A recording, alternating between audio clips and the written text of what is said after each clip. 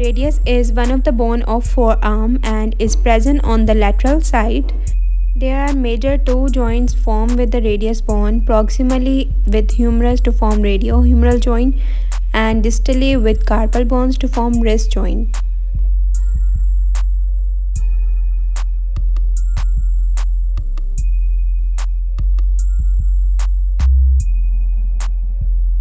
In 3D diagram, you can see that the elbow joint between humerus and radius and the wrist joint between radius and carpal bones.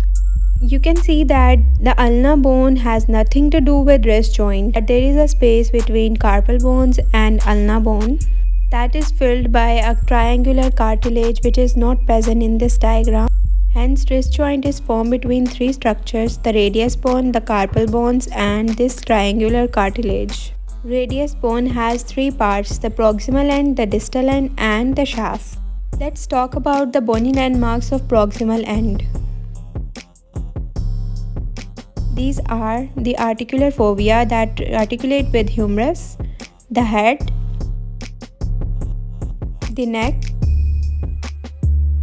the radial tuberosity. Now, the bony landmarks of distal part of the radius are ulnar notch, the styloid process, the scaphoid and lunate articular surface that form wrist joint with these carpal bones. Talking about the shaft of the radius, it has three borders and three surfaces.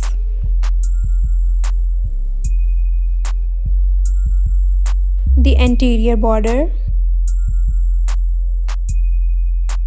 the posterior border, the interosseous border, the anterior surface, the posterior surface, the medial surface. That was all about radius bone. Hope you liked the video. Don't forget to subscribe my channel and press the bell icon to get notification of my next videos.